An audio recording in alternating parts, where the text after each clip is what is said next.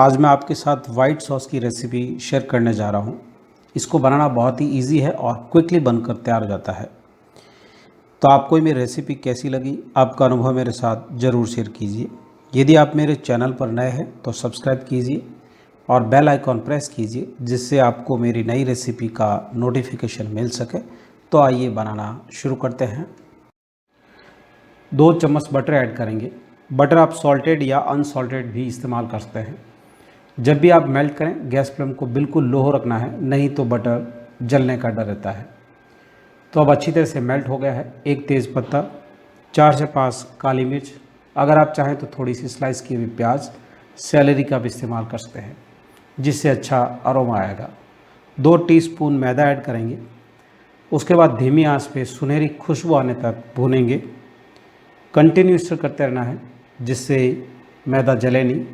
जब भी आप इसको भूनें तो इतना ही भूनें कि इसका जो कलर है वो डार्क ब्राउन कलर नहीं हो।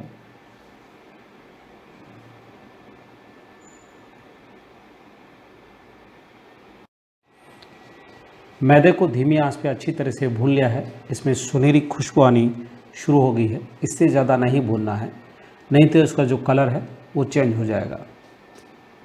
अब मेज़रमेंट कप से 2 कप बॉईल किया हुआ दूध ऐड करेंगे। जब भी आप दूध का इस्तेमाल करें, पहले बॉईल करें, उसके बाद ही ऐड करें। अगर हम कच्चे दूध का इस्तेमाल करेंगे तो सॉस के अंदर थोड़ी स्मेल आनी शुरू होगी।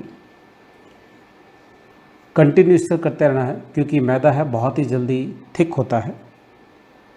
करीब 1 से 2 मिनट के लिए धीमी आंच पे पकाएंगे और कंटिन्यू स्टर करते रहेंगे जब तक सॉस थोड़ा सा थिक नहीं हो जाता है। तो अब धीरे धीरे थिक होना शुरू हो गया है।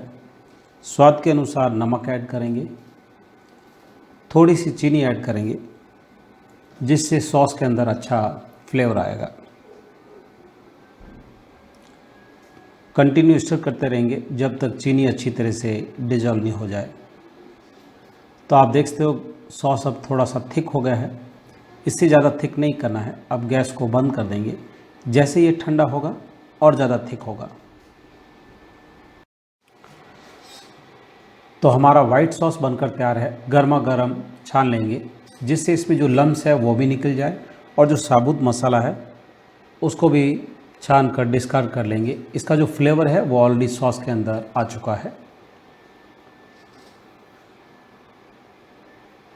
उसके बाद इसमें थोड़ा सा बटर ऐड करके ठंडा होने के लिए रख देंगे, जिससे इसके ऊपर परत नहीं आए, यानी लम्स नहीं बने। आप इसको कम से कम 2 से 3 दिन के लिए फ्रीज़ में स्टोर करके रख सकते हैं।